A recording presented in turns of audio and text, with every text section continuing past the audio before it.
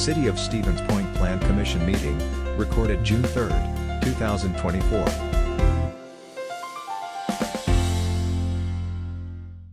Okay, I have 6 o'clock. We'll call the regular meeting of the Stevens Point City Plan Commission meeting to order. Can I get a roll call, please? Weeza. Here. Kneebone's excuse Arnson. Here. Beacom's excuse Miskowiak. Here. Rice. Here. Schuler. Here. We do have a And we quorum. do have a quorum, so we will continue. Item number 2 is report of the May 6th, 2024 meeting of the Plan Commission. Those minutes and actions were included in your packet. Commissioners? Yes, sir. To approve. Moved by Arnson. Second. I'm going to get this wrong, so I got to do it. It's Miskowski. Skowiak. Miskowiak. Wow. See, I knew I was going to get it wrong. It's not written in front of me. And I'm Polish, so I should figure that stuff out, right? Wow. Miskowiak. I'm going to get this. I apologize. Discussion there.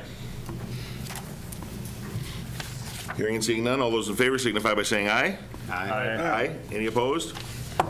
And that's approved. Item number 3 is a public hearing with subsequent action from the request from the City of Stevens Point for a final subdivision plat review for a planned subdivision on the property located at 5498 Gala Road, consistent with Chapter 20.05 Sub 2 with a parcel identified in your packet. Let me share the screen here, and then we'll turn it over. Come on. There we go.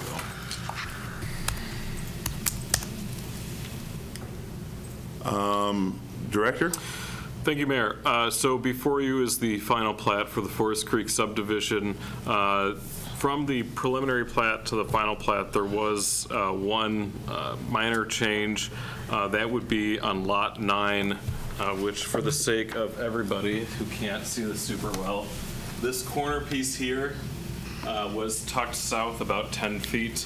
We walked the ditch line with a number of the farmers who are part of that easement, and that was the only area that we had felt that was a little too tight than what was originally proposed on the plat. So we did agree to tuck that lot line at about another 10 feet. But before you is the final plat as changed from the preliminary plat. More than happy to answer any additional questions. Otherwise, staff does recommend approval as presented. Thank you. Before we open the public hearing, are there any clarifying questions from the commissioners? We've been talking about this for a while, so I think we're pretty familiar. Yes, sir. Just to double check that, according to our ordinance, if the final plat substantially conforms with the preliminary plat, it's to be approved by the code. Yes, yeah, that's pretty much what Chapter 20 says, correct? Okay. Yes. Okay. Anything else? Good. Before we get started, I forgot I was going to do this earlier, but I just want to let everybody know publicly and to publicly embarrass him or at least call him out. Director Kranoski is a father once again. Thank you. Him and his wife Rachel welcomed Augustus into the world 2 days ago? Wednesday. Wednesday. Sir. So congratulations on Thank that. With that, I will open the public hearing. Anyone wishing to offer testimony, please step to the lectern, name and address for the record.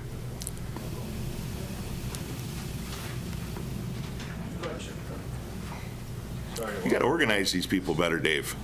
You should be able to do it. So. Sorry, I wore my work shoes. Nice. Jim DeWeird. I live in the downtown of Hall, 5364 Duncan Drive. And I want to thank you all for spending the time listening to us over and over again about what we're talking about. And this final plat, I have really 2 concerns. Number 1 is the 0 lot line in the small lots. Half an acre, 7/10 of an acre kind of fits into what the neighborhood is, and both north, east, west, and south side, that kind of fits the lot size, and we'd like to see some consistency and a blend that makes the neighborhood look whole. I really don't like the 0 lot line concept. I know some people do. They love it. They love living in those areas, but I don't think it's right for this subdivision. The second thing is the Evelyn Court, or Evelyn Street Court? Evelyn Court, as it extends out onto Maple Bluff. I really would like to see that removed. And I know there may be safety and fire issues. If they're real strong, well, maybe it's got to stay. But I think the vast majority of the people, and there have been 100 people about that have signed a petition who live in the neighborhood who feel that that is not that's not what we want to see there. And obviously, all of us are Town of Hull residents, and speaking to City of Stevens Point people and what their needs and their goals are, don't always match what we as township members want to see happen. So those are my two issues. Lot size, consistent with what's around it, getting rid of the zero lot line, the smaller lots, the 1/10 of an acre lots, and then not taking Evelyn Court out onto Maple Bluff. I think those are things that I've said now maybe a lot of times. So thanks very much. Thank you. Is Karen Cooper here? Okay, so we did get some correspondence that is added into the record. Karen Cooper, her comments will be available through the Director's Community Development Office. I understand Jeff is here, and I see Kitty here, so we don't have to make note of those. They can speak for themselves. Public hearing is still open, sir. Good evening, everybody. I'm Dave Wills. I reside at 1909 Mary's Drive in the Town of Hull. Been an elected official in the township for 16 years, currently the town chair. I'm going to pick up on where Jim left off. We've talked about all the issues, but the Evelyn Court proposal and eventually joining up to Maple Bluff. Connecting Evelyn Court to Maple Bluff as a traffic management tool makes no practical sense, and I need to explain that. I'm very sensitive to this situation. Based on what happened in my subdivision a number of years ago, I lived next to what was once Woodward Governor. Mike, you know that. And you'll understand what I'm saying. It'll bring back some old memories here. The business park, its businesses and traffic was kept separate from all of its neighbors and remain inside its boundaries. New owners, along with the city, opened the property and its traffic into our subdivision. They said it was a necessary planning protocol and there would be no significant increase in traffic. Hull officials and citizens argued that there were other ways to accommodate anticipated growth within the business district that would allow them to stay within their borders. They opened the connection anyway. Business inside continued to grow, employees were added, and then key mobility expanded into the business park. My neighborhood of 56 households, which was also self-contained, went from a quiet, sleepy community to a racetrack of employees trying to get to work on time or trying to leave work as quickly as possible. And that's what we've got now because of those decisions. So back to the Evelyn Court connection.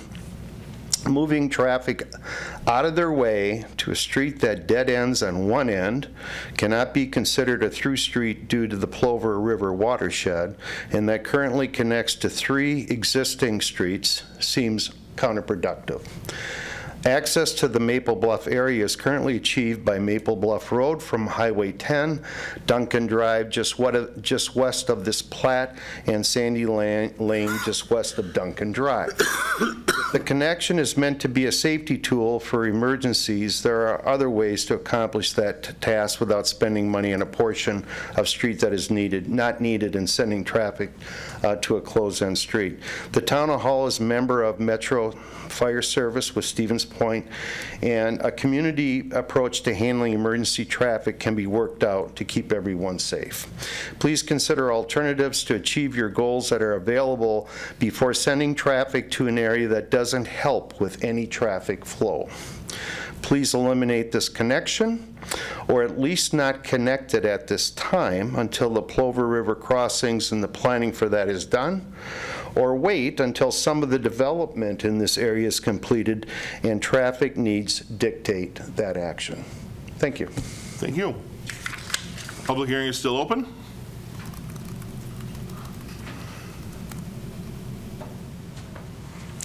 Nick Summers, 292 Maple Bluff Road, Stevens Point. I'm going to talk to you again about the easement on this property. And I don't know if you all understand that this easement is on the total property. So anybody that buys a lot on this property, we can go across their property to open up the ditch or do whatever it takes to do that.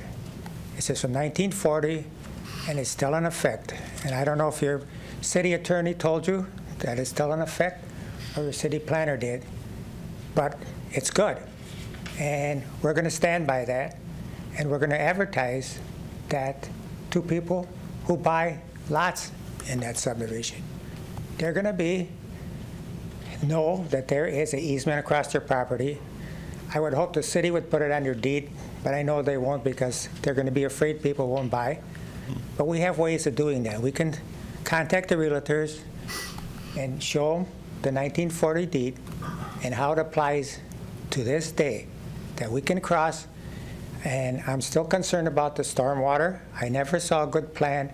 I see easements that come across, and anytime the water goes across Maple Bluff Road into private property, it's illegal. Anytime water goes into the drainage ditch, it's illegal. There's a lot of things that are really illegal in this situation, and we're going to advertise that anybody buys a lot in this subdivision, they know that there is an easement that we can go across the property. Especially now we only have 15 feet, and I say Ryan Kanowski helped by 10 feet. But we're also going to have, I hear, a 8 or 10 foot walking path along the ditch or creek, whatever you want to call it, and it's 15 feet wide. And can you imagine a 10-foot gravel walkway now destroying the whole scenario and all the aesthetics, taking some trees down and really wrecking the whole area. It's a nice area, and it should stay that way.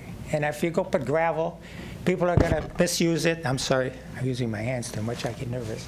So I just want to reiterate that you know what you're getting to. Are people going to buy a lot that has an easement that can go across their property anytime? I want you to know that. And the other thing is, there was a, at the Common Council, and I think this, maybe not this hearing, but there was a, by the mayor said there was a reference to buying it back. And without even trying, we have come up with $700,000 to buy this property back and make it a park, what it should be. It's a beautiful place. No trees will be taken out. The stream will still be there, and people can enjoy nature the way it should be. Stevens Point, you're going to have to move your signs. The pineries are gone. The big city that saves trees is gone. What is Stevens Point known for? Trees, right? And you're going to take them out. I'd like to save them, make it into a park, and we have $700,000 now. It might go higher if there's interest. Thank you very much. Thank you. And the brewery. This is a public hearing, so we're going to follow the protocol there, but for the commissioners, I want you to know that the allegations that Mr. Summers brought up will be addressed by our city attorney after the public hearing. Public hearing remains open. Yes, but it should be, well, I'm not going to tell you what to do. You're the parliamentarian. It's a public hearing. I can come up. While it is fresh on everybody's mind, I'd like to address Mr. Summers' comments. Obviously, we've heard him speak on similar issues a number of times now. And specifically, I want to address the comments he's made multiple times about the drainage district's rights under the easement. Now, the city of Stevens Point has quite a few easements in its catalog, as you might imagine. We operate a stormwater system, a wastewater system, and a drinking water system. So we've got pipes and stuff going all over the place, and plenty of those cross private land. We have easements for stuff all over the place. Likewise, there are other public utilities that have easements for utilities that go through city right-of-way. The way those easements work is they allow these, the holder of the easement to go in and keep, maintain, fix, and do all these other things in accordance with the underlying purpose. What we can't do is enter onto somebody's private property in a unnecessarily destructive, disruptive manner, tear everything to shreds, kick the dog on the way out, and leave the place a mess. Now, I certainly don't expect that Mr. Summers really intends to do anything along those lines. But I think we'd all be fooling ourselves if we ignored the fact that many of his comments have been strongly suggestive of utilizing the rights under those easements in a way that is specifically calculated to make people who would eventually be building homes here uncomfortable or unhappy. And I think those comments are, frankly, just beyond the pale. But not only that, if they were to do so, those people would have legal recourse. They'd be able to bring suit to say, you got to come in and tidy this place up. Yeah, you have a right to come in here and work on this ditch to whatever to whatever extent is necessary to maintain flow. But it doesn't mean you can drive a piece of equipment across my front yard, bulldoze the hydrangeas, and then load it back on the truck and take off. That's not how things work. So I do appreciate also that he's developed a rather tidy record here that could potentially go to demonstration of intent on a tortious interference with contract action in the future. And certainly hope that we don't reach a point where we have to review the exact finer points of what those words he's put into the record are. So I can understand there being concern on his part about things changing. But it doesn't mean that those rights under the easement have expanded, and it doesn't mean that those rights can be used as a cudgel to inflict fear upon potential home builders. I just wanted to make that clear. Thank you. Public hearing remains open.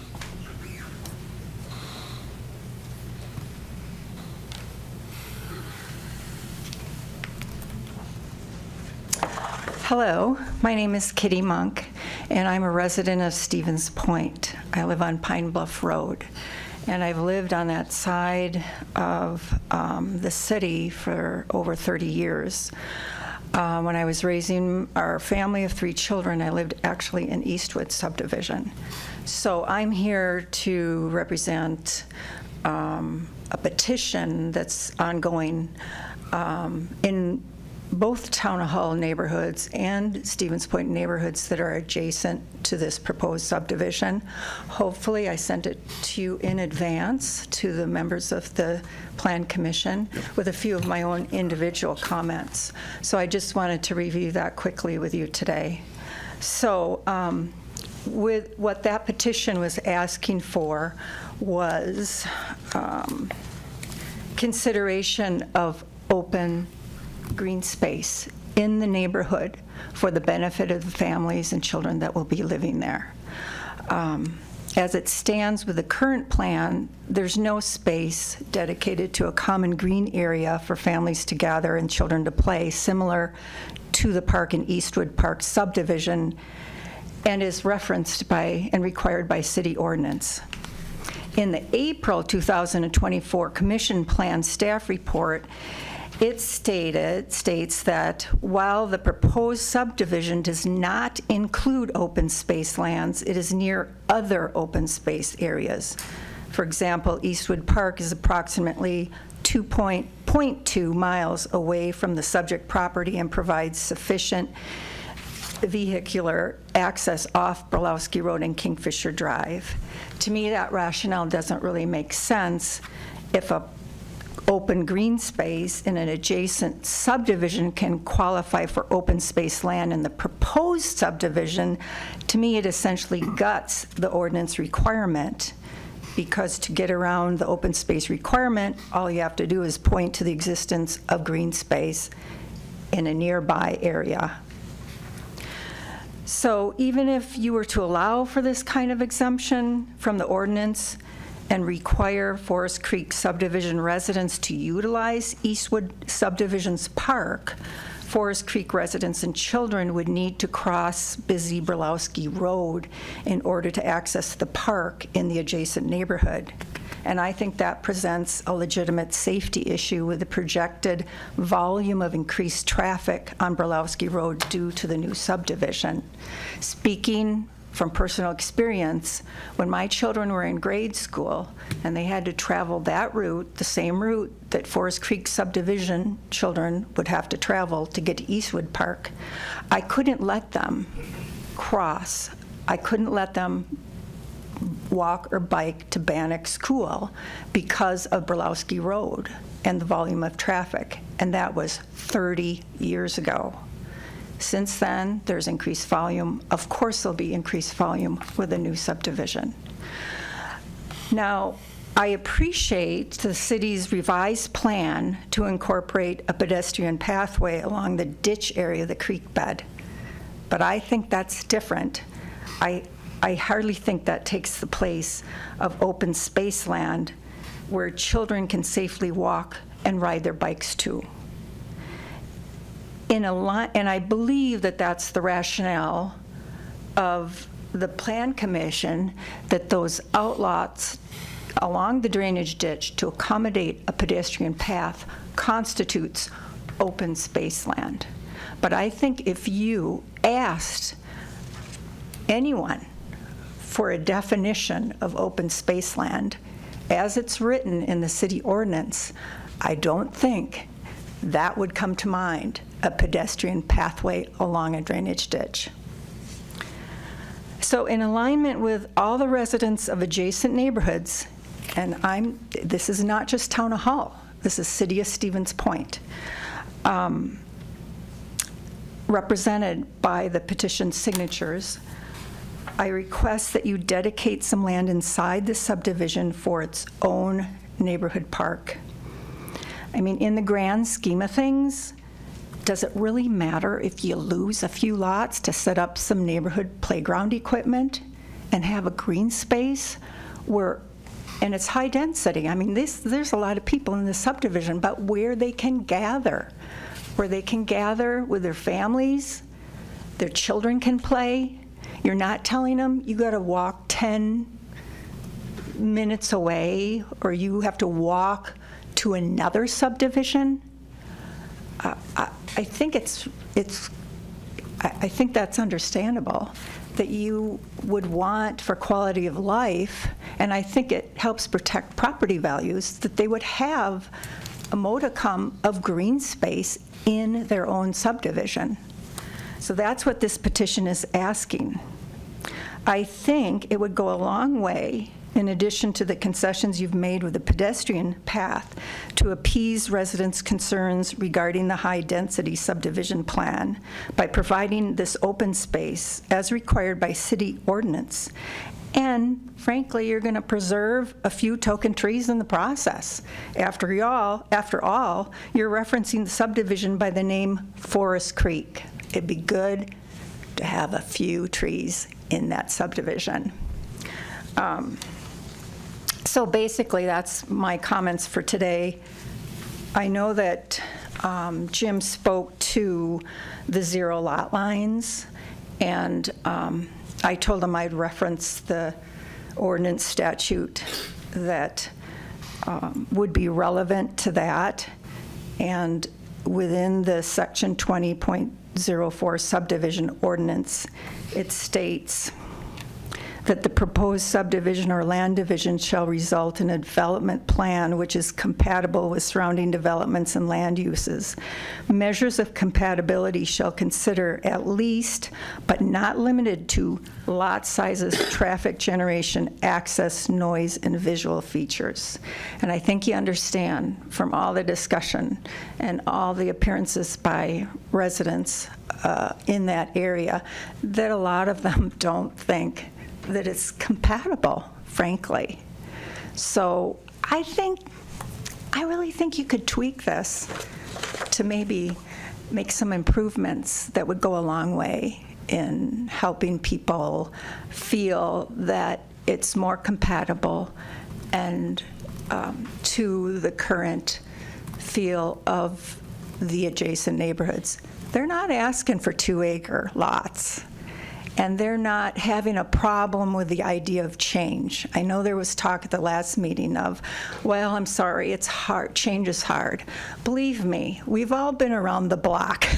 We know change comes. We're just asking it to be carefully considered and to take into account all of the comments that you've heard in all of these last meetings and this ongoing petition. Thank you. Thank you. Public hearing remains open.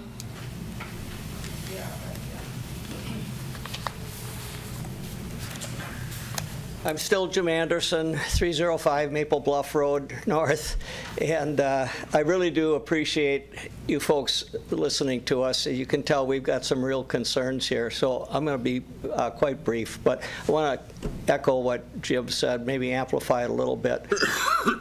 with regards to the zero lot line lots. I recently sent all of you some photographs showing some of the issues on some of these zero lot line lots. Now, I did get a bounce back from two commission members. So I'm not sure which two, but I must have had the wrong address. So two of you may not have seen those.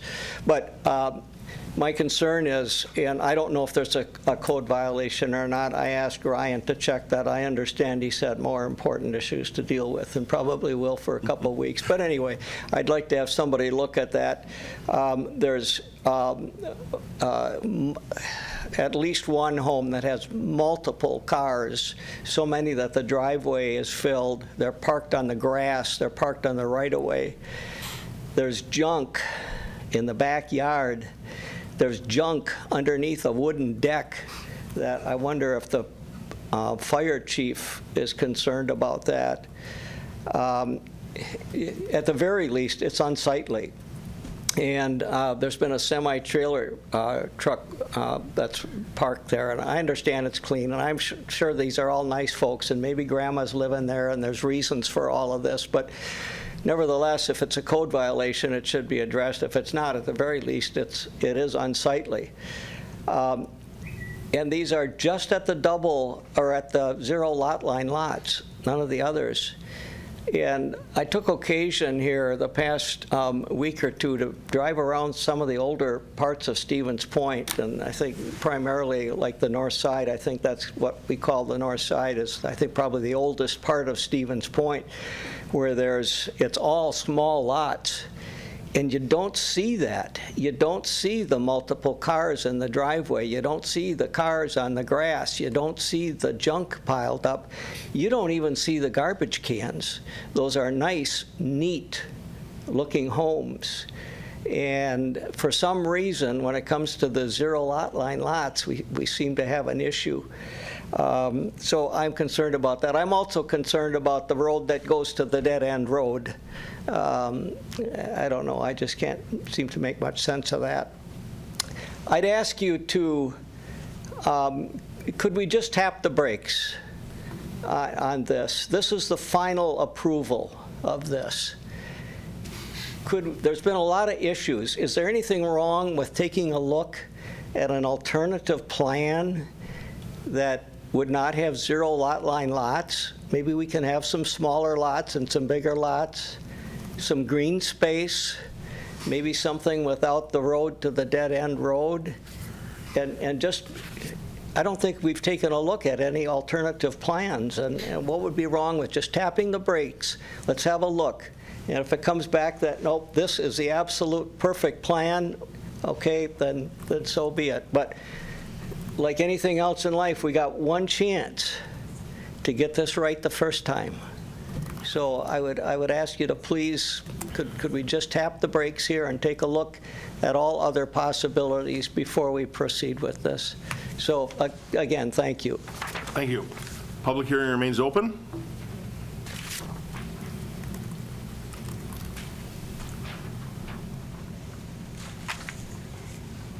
Diane Summers, 292 Maple Bluff Road.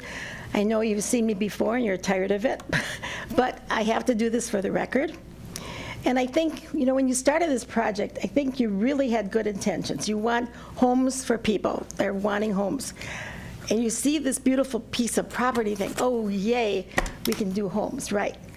But I think it's the wrong piece of property for what you want and what you're doing. I've talked to everybody. I've talked to thousands of people in Portage County, and people from Jordan Park to Burlesky Road to Highway J, Highway 10 intersection with 39, all the way through Stevens Point, and there's not one person that thinks this is a good idea. This is such a beautiful land, and you're destroying it with 60 homes. And the other issue is that there's so many safety issues that you never have even looked at. All the cars that are going down Burlesky Road into Highway 10, that's a quagmire. And from Highway 10 to Highway 39, do you ever see the cars parked up all the way back to the store station 2 miles down the road? That is a quagmire now, and 60 more families with maybe 120 cars, which is the average, that's going to be terrible. Have you ever thought about the safety on the roadways, especially on Maple Bluff? One of your older women said she walked it, she thought it was beautiful. Well, it is beautiful, but not if you're going to have 60 more homes there. And there's blind areas where you can't even see someone coming. And there are people within a 2-mile radius coming there walking their dogs. You can't go any time of day. Even when I go to 212 at 6 in the morning, there's 3 people walking their dogs. It's such a beautiful area. And I think you can do something with using more larger lots if you really have to, as they're talking about these lot lines, homes. I just don't want it to look like Sandpiper at the end of Sandpiper. That's horrible. And destroying so many trees, you know, I don't see very much green space where there's going to be any area for the rain to absorb, because between homes and streets, there's very little area there. So the density, the Maple Bluff exit, and the safety issues are my major concern. I really wish you could bring it into a subdivision if you have to enhance the city. And I think right now it's not going to enhance the city, it's going to be a big problem in your back pocket. Public hearing remains open. Public hearing is still open. Mayor, I had written, but I'm not sure if it's related to this, or I had zoning. Well, zoning is the next item. But I don't know if, I mean. So if you're looking to speak on the rezoning, The zoning that's has the to next do with item. The size of the lots, so I don't know, it's kind of interrelated. I'll let you pick this one or the next one. The next one is actually about rezoning. This one is about the subdivision If I plat. say it and if it's not. You choose whether you want to speak on this one or the next one, bring up your issues with zoning. I wasn't going to be here, so I sent you an email, and Adam, I appreciate that. I heard my name is Jeff Selesky at 225 Berlowski Road. I'm at the intersection of Berlowski and Gala, where a lot of traffic is. But I heard Jim and some others comment about 0 lot lines, which I'm not for. It's not, the adjacent areas and subdivisions don't have those. So I did send a video to you all. I don't know if that was something that you could share with the other members of the committee here, but it did show the issues with the cars and the the contents of things around in lots and whatnot. So that's a concern. But I think, I guess before that, I do want to thank you guys for looking for areas for the city of Stevens Point to grow. I think that's important, so I appreciate that, but I just think this particular parcel for a high density isn't warranted.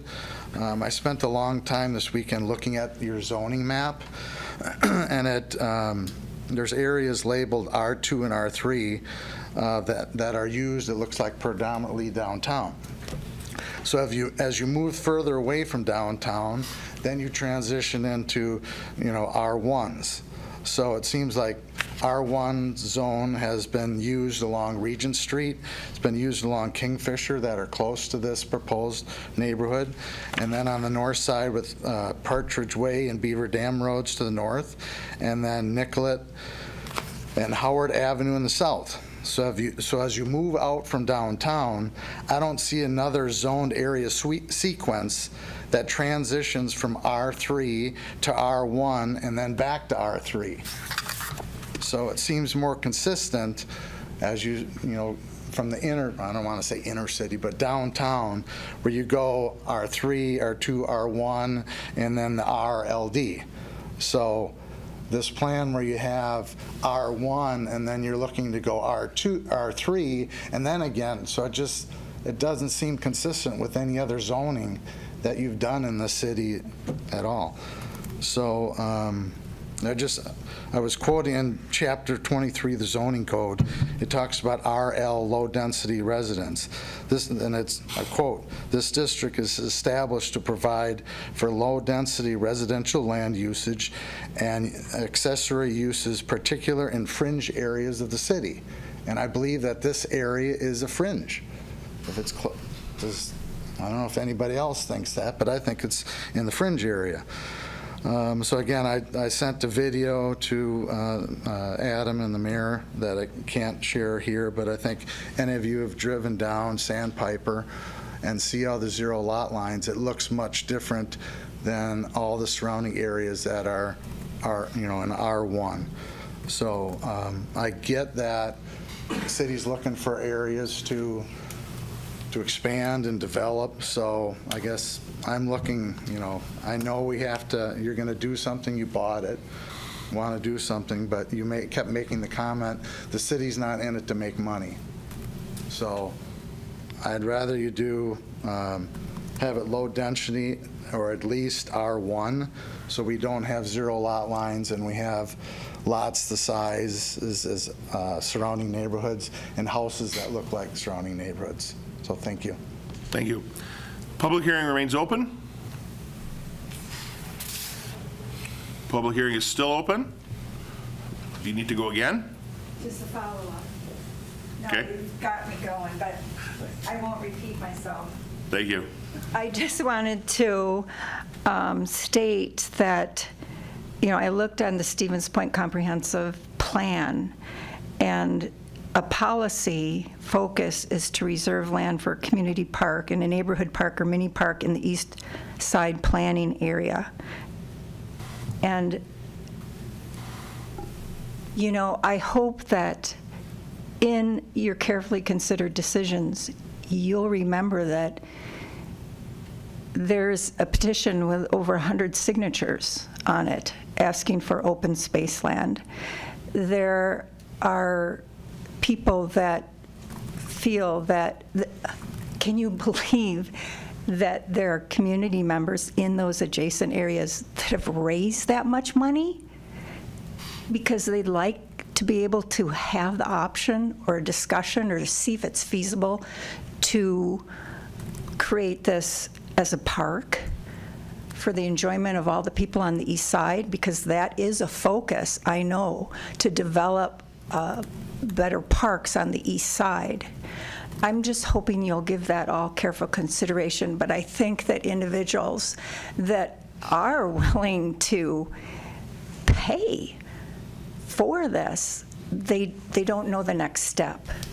Is that a serious consideration? Is that something where it can be pulled back and you have some listening sessions, or you consider some of these other options that may not have been available or open to you at the beginning of this, this development plan? That's all. Thank you. I won't come back. Public hearing is still open. Public hearing remains open. And for the third and final time, the public hearing is open. Okay, seeing and hearing no one else wishing to speak, I will declare the public hearing closed. Bring it back to the commissioners for discussion. A few things I want to point out. First of all, it's commendable that we have a rumor that you've raised $700,000. They had, I think it was about $500,000 for Sarah Park. So the community very much takes pride in their parks and green space and open space, which is exactly why, Kitty, I mentioned to you our 10-minute walk to a park commitment that encompasses the two ends of this project. And the green space along the north end, I think you said it was a dirt trail next to a ditch. But I would say it's a public walking path next to a pristine Class 2 trout stream. I know the Town Hall people brought that up, that it's a nice Class 2 trout stream. That green space is going to be preserved. So that, I think, goes a long way to ensuring that the people in this neighborhood, Town Hall residents included, have ample green space. It could have been bought when Mr. Anderson had it. He had it for sale, and there was he kind of threw up his hands, and I'm putting words in your mouth, I apologize, but the city bought it because the numbers didn't work there. We have an advantage. We don't need to make a profit. We need to fill the needs of the community, and that's housing. So I think we've gone a long way in reducing the number of lots. I think we've gone above and beyond what we would need to do to preserve the ditch or pristine Class 2 trout stream, whichever way you want to talk about it, to ensure that that is done in perpetuity, and that if it was in private hands, someone down the road could change their mind and sell it off. It's not. We're protecting that. We're addressing the needs that we've had. So I think that's, there was one other one that I wanted to talk about, but I forgot to write it down, so I'm not going to talk about it. Director, did you have anything to add? A few things. Obviously, when your city planning staff, when we look at singular subdivisions, we don't look at them in a vacuum, right? This subdivision exists and there's proposed green space along the north lot line, but when we look at, where is the most appropriate place to put a park facility or other public amenities, we look at the region, not just a single subdivision. If the city were to put a park in every subdivision, we would have so many parks that we wouldn't know what to do with ourselves. And so we need to be cognizant of balancing not only the specific subdivisions requirements, but the regional requirements as well. We are trying to make Burlowski Road a safer road for pedestrians. There is a 15-foot easement that's included on this final subdivision plat along Burlowski Road for future pedestrian path. I think getting people and bicycles off of Burlowski is in the best long-term interest of this community. And that's why we too take those small but important steps in ensuring that we have the right infrastructure in place to put those in when the time is appropriate. The easement and the drainage ditch or Lost Creek, however, which way you want to look at it, we have addressed a lot of those concerns. I've walked the ditch with Mr. Summers and several of the farmers that are part of that easement, and sometimes it's just being a good neighbor. I get that, yeah, they might have the ability to go across property lines to get there, but I don't think that you want to have that kind of reputation, especially when you have 3 really good access points, and Nick and a lot of the other farmers agreed to that there's a lot of good access here. We're not necessarily putting the pedestrian path in right away, but there's enough room there so the time comes we can do that. And there's more than sufficient room for the appropriate equipment to use that path as needed to get into the creek to dredge it out, whatever it might need to do to maintain it. There was another comment on the park as it relates to we must put in parks within our subdivision ordinance. I just want to clarify that our subdivision ordinance says either dedicate park land or do payment in lieu of park fees. And so, we do require that as these lots sell, those lots will pay into a larger pot of money that when the time comes for a neighborhood park or community park, we can leverage those funds for that to make it the best possible park. I in my neighborhood, in the city of Stevens Point, for the record, we have a community park or neighborhood park called Plover Hills Park. It's undeveloped. It's not useful land. There's no trails. There's no equipment, anything like that. So while the park exists, nobody in the neighborhood uses it because there's no reason to use it. And so we want to make sure that there's money set aside with this payment in lieu of park dedication to make sure that future parks have the appropriate equipment to draw people there into that space, which is really important. So I don't have a lot of comments as it relates to zero lot lines. I think, unfortunately, Mr. Anderson, found some really unfortunate examples and is trying to put that across as to everybody who lives in a zero lot line. I would recommend that he also drive on Jefferson Street, just south of the old Fleet Farm. There's some really beautiful zero lot lines there that are very well maintained. And I think that's all I've got. We've looked at this. We've skinned this every which way as possible. I think the neighborhood's tired of talking about it. Your city staff is tired of talking about it. You know, some direction here and some action is definitely preferred from your city staff's perspective. So that's all I've got. I'm more than happy to answer any questions you folks might have. Thank you. And you made me remember what it was. Mr. Anderson, when I got your pictures, I took a drive out through that subdivision. I did it the week after Memorial Day weekend and graduation weekend, which is where you took your pictures. There is that one property that I think was 3 or 4 of the pictures that you sent. Cars in the parked in the grass and the garbage behind it. We did make our neighborhood improvement coordinator aware of it. If there's any property maintenance violations, they will be addressed. Your comments about there not being those things on the north side, I 100% beg to differ. We get a report every month on the number of violations, and many of those are scattered throughout the city. I would urge anyone here to take a ride up North Georgia Street and tell me if they see any violations. But if you do see violations, regardless of where it is in the city, you can go on to our online portal and anonymously let us know. We don't have the ability to patrol every inch of the city every day. So when those violations do happen, it helps when citizens make us aware of it. We took yours to heart, and I did make our neighborhood improvement coordinator aware of the situation. They're going to go out there and check and see if there were any violations. When we talk about the pristine parkland, my house, I live 3 blocks out of downtown. At one point, my house was pristine forest land. And every one of your houses, at one point, was pristine forest land. That's what development is. That's what community is. We grow. And we do it, I think, better than most. We have a city forester, which, and him and the arborist, their team, have earned us Tree City USA. We don't just come in and level trees and call ourselves a green city. That's not how it works. But it also doesn't mean that we let every tree grow forever. Forestry management, I think many of you are familiar with that. We manage our city forest through professionals.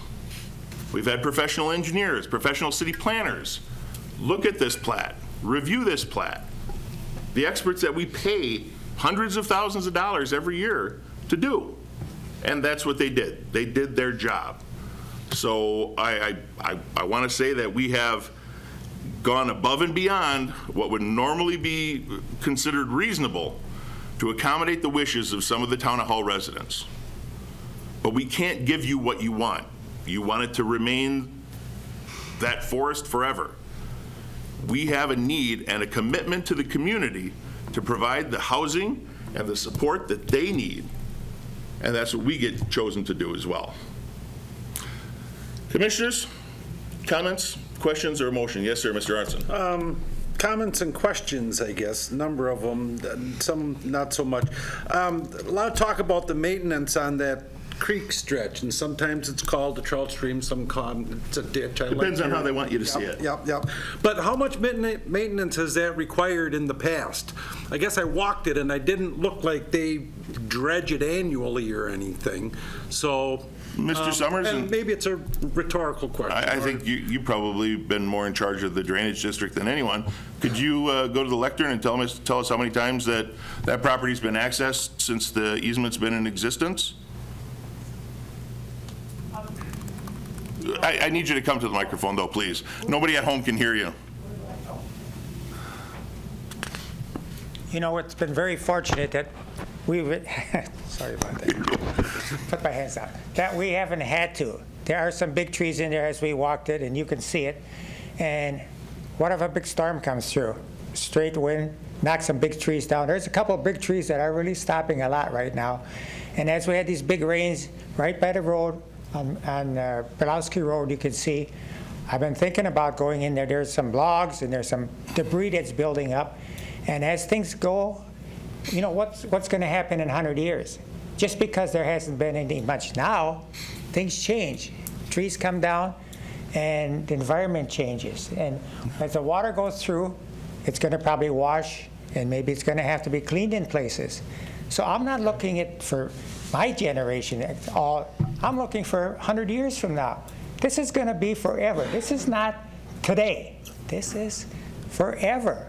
And what you do is you look at a map and you say, oh, there's a good spot. Oh, how about that spot? We could maybe does anybody take a whole look at the whole environment and say, this is the biggest drainage in this whole area?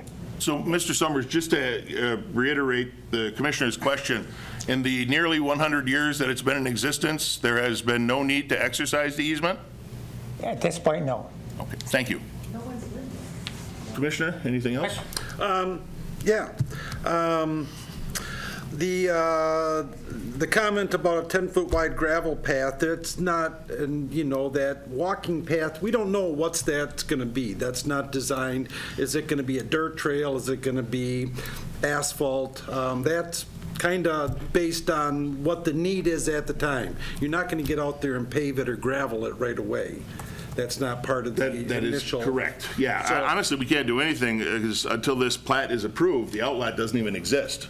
Right. So we can't zone it conservancy. We can't put a plan together for a path until the plat is approved. But yes, that's the intention, is to put in a path. So, and that ties in with, I guess I'll make it my last comment. Question is the, what's the flexibility once this plat is approved in terms of uses of parcels? One thing that stuck with me is concerns about public land, the park space, and you know, this development is going to be family-oriented, you'd think. Where are people going to go to walk their kids? And I just got to thinking that having a green space, even a small one, a picnic table, maybe at the trailhead there, so that you tie in with that green space. And clearly, that's a big chunk of green space that has a lot of attention, and it's going to be protected and a point of emphasis.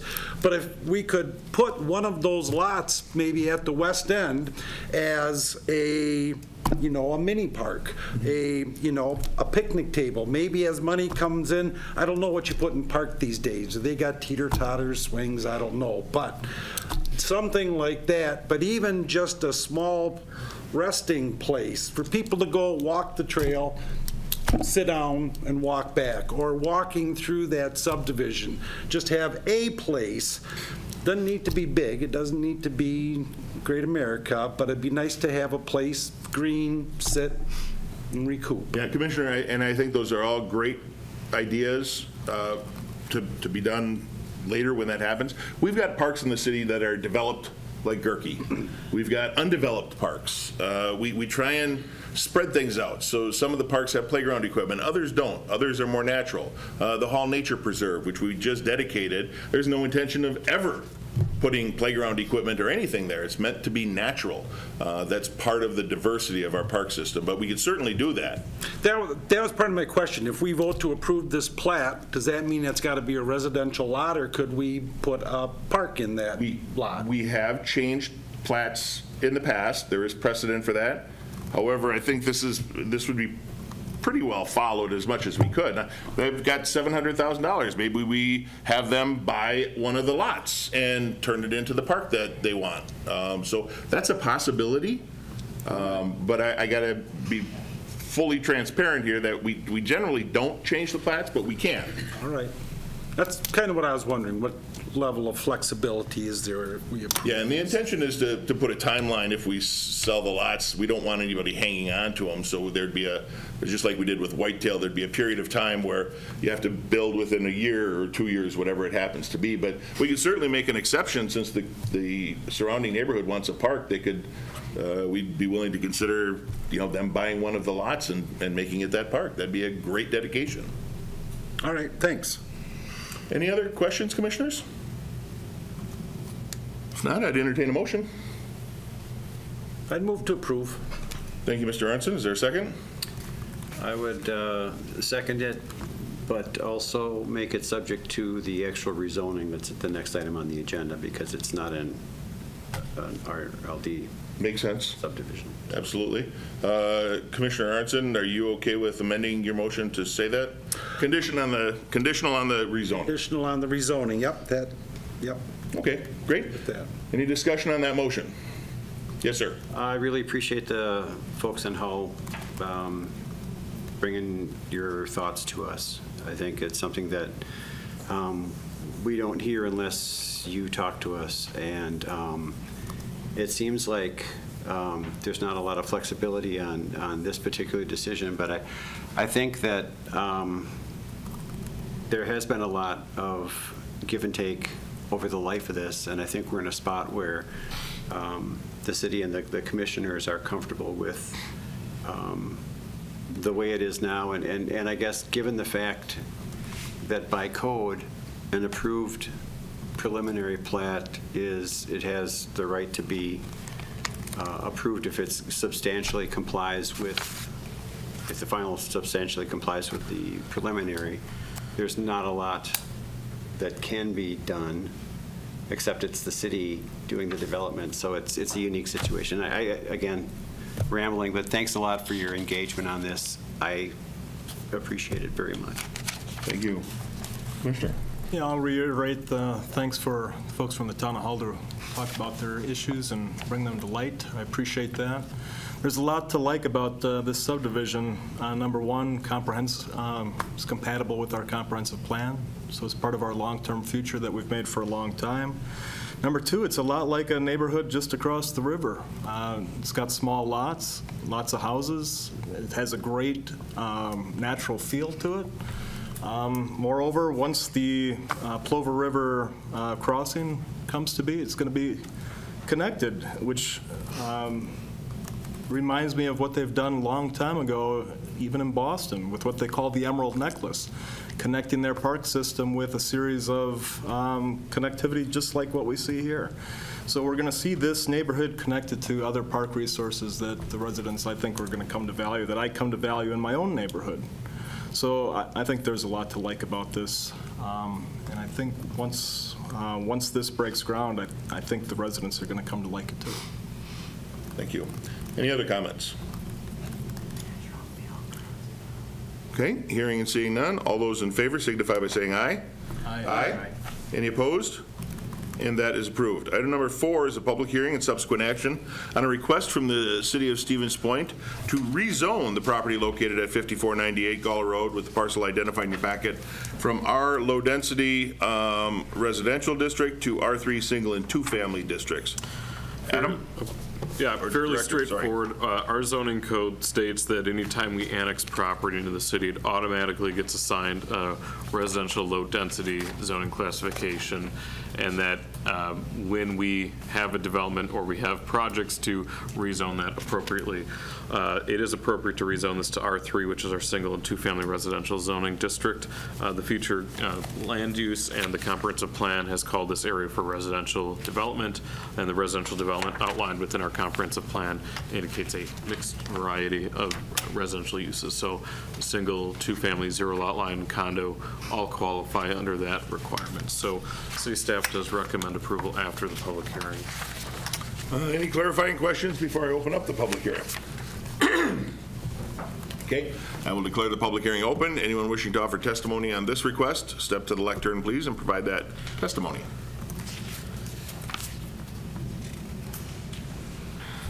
I'd just like to ask,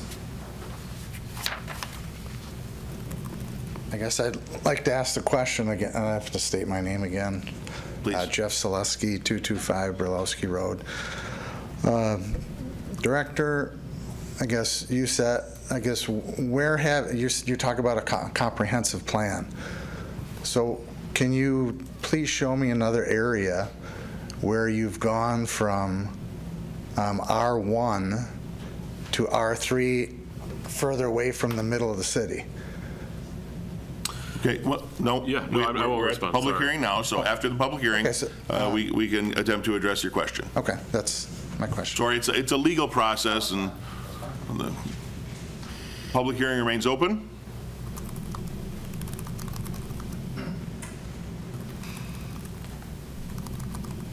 Sam Lang, 1547 Strongs, also alter for District 9.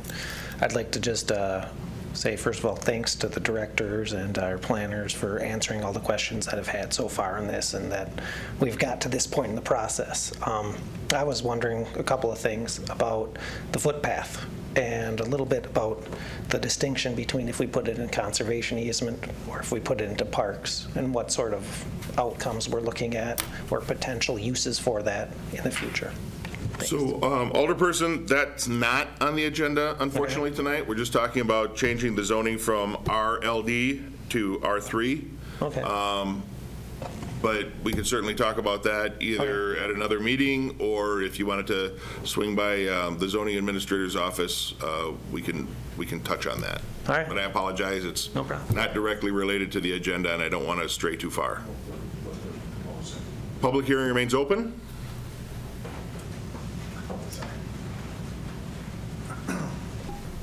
One other question I had is, if you zone that R3, is there any, I think somebody had mentioned about either a footpath or bike path along Berlowski Road to help with safety in that. Does that zoning impair any of that discussion? It wouldn't, but we'll address some of those concerns after the public hearing. Diane?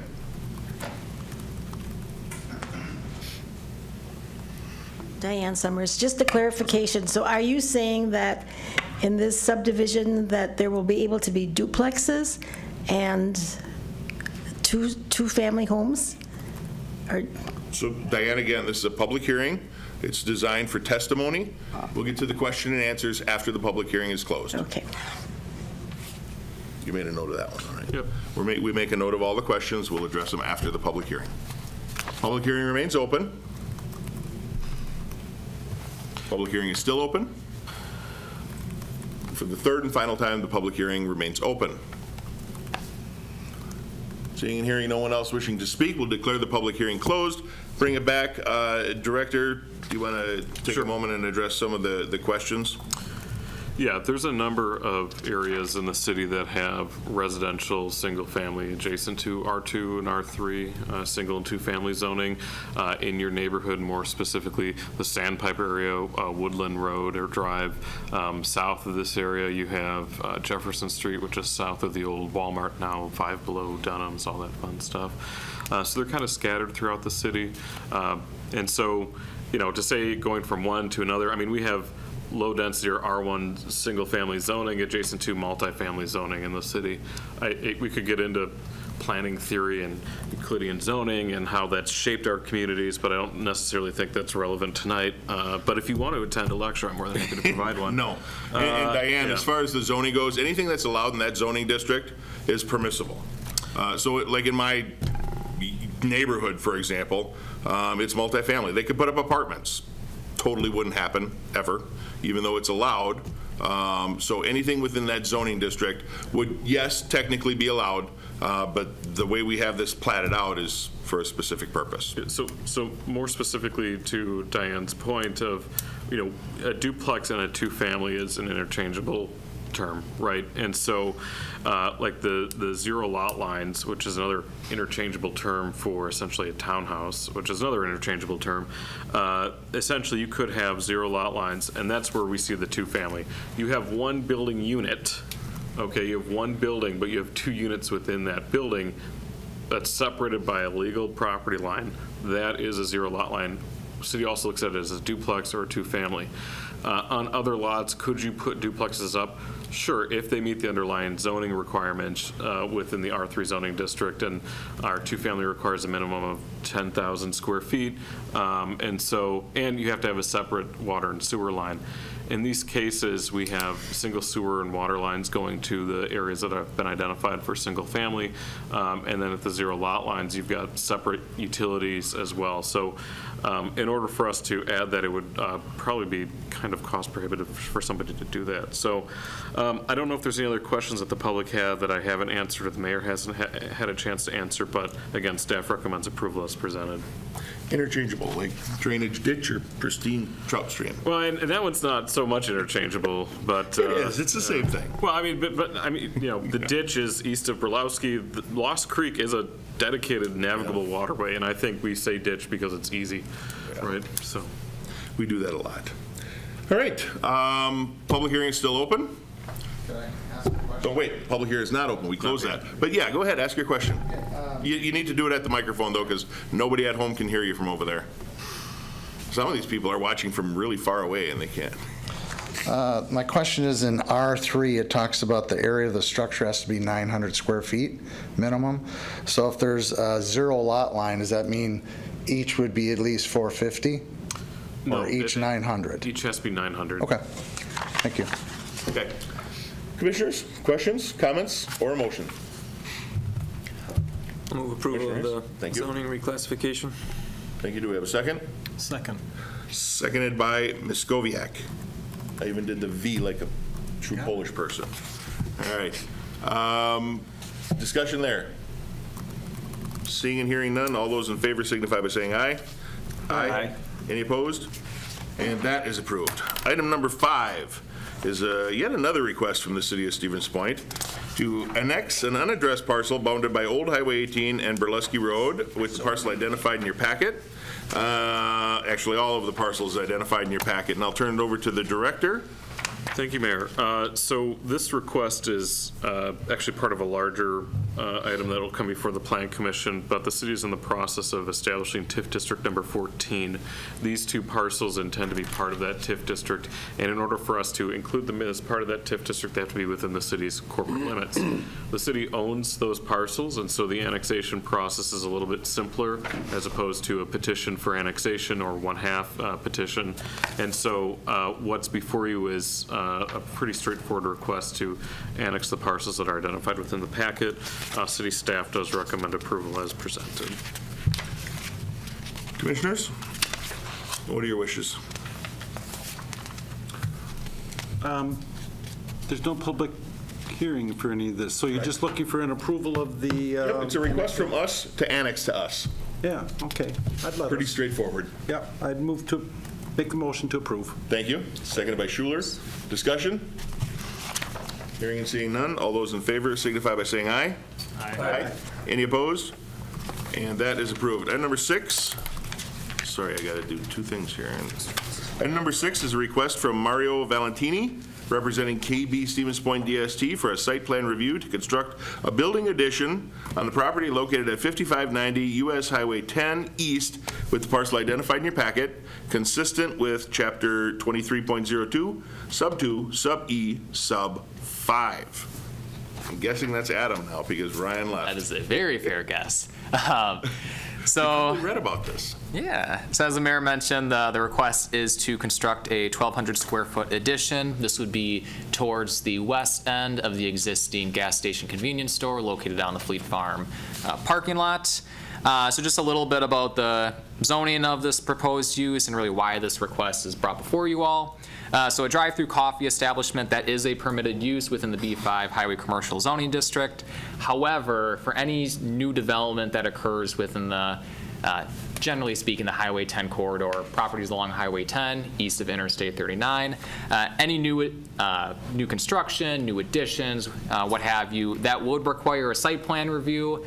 Reviewed by this commission and the council. The focus of this site plan review would prioritize access into the property, internal traffic flow, parking requirements, more items consistent with some of the data that's been in some of the data that's been out there rather regarding Highway 10 and the traffic that exists along that corridor, as we all know.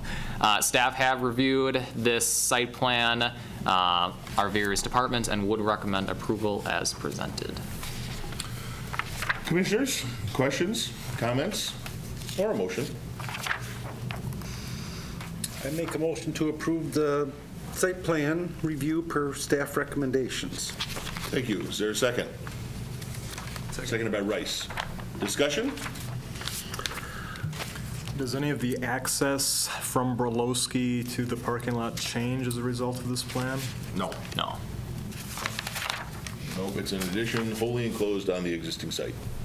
I guess that was kind of my comment too, is that this is almost a form of infill development where you're putting in this, I mean, that's a big old parking area that's not all of it's really used, and if they can start making use of it, and I don't know how that would change traffic either in the parking lot around, I just seems, you know, I saw that and thought, it's kind of a good idea.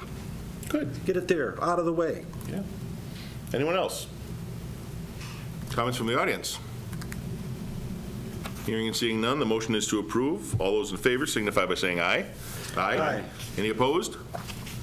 And that is approved. Item number 7 is a request also from the City of Stevens Point to acquire a property located at 1000 Maria Drive with the parcel identified in your packet. Director? Thank you, Mayor. So before you is a request to acquire the property 1000 Maria Drive. If you look within the memo that Adam put together, you can see that there's been a long-term plan to extend 3rd Street north of Maria Drive up to a future planned Schofield Avenue. The acquisition is actually being done as part of the road reconstruction project on the city's north side for us to put the appropriate radii in on the curbs and for the curb cuts with the addition of the pedestrian path and sidewalks and a bunch of changes in that area. It's important for us to have control and of that specific parcel. And so we did negotiate a deal with the owner of that parcel for acquisition. That acquisition price is not subject to this body's review, only the actual recommendation of the body for acquisition itself. So because it is consistent with our future road plan and everything else, staff does recommend approval as presented. Thank you. And just for the record, we still have to go through the Plan Commission should we decide to extend 3rd Street into that property. That's something we were recently made aware of. So should that happen, you'll have a chance to get your say on whether or not the street should be extended. Should, but maybe when. So all we're looking for is a recommendation to council whether to acquire or not acquire this property. Make a motion to recommend acquiring the property. Thank you. Do we have a second?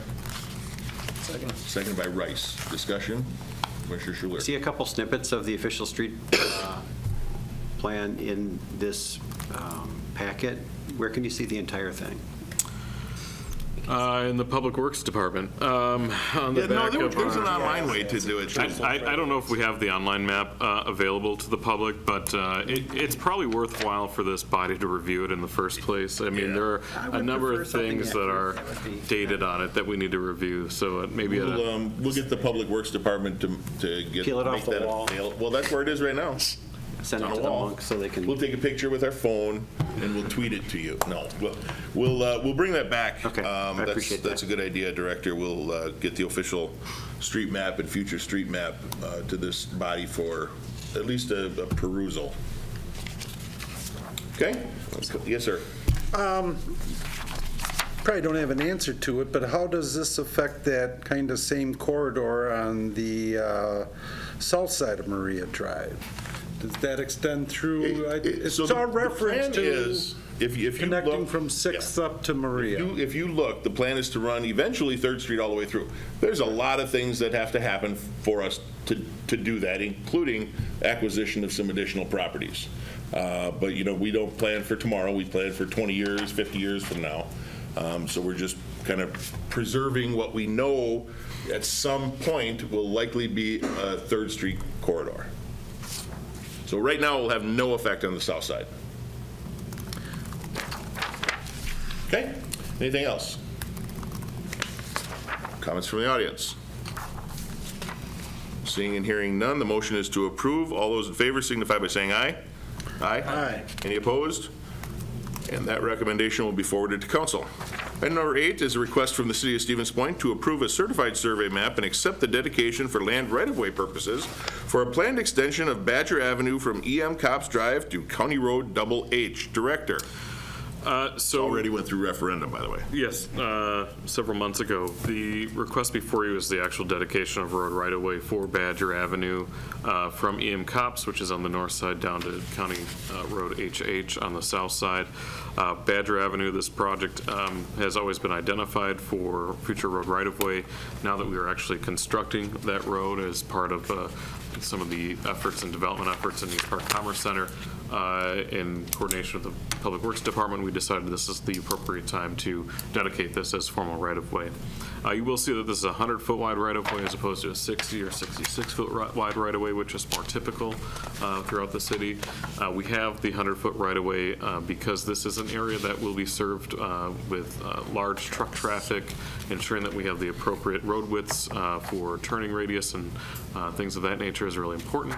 Also, this road does have a pedestrian path along the east side of it, if I'm not mistaken. I had to think about that for a moment. So the whole idea is to extend and connect that pedestrian path to the pedestrian path that exists within the Portage County Business Park as well. So because of all those things, you have to have a wider road right-of-way. So staff recommends approval as presented. Thank you.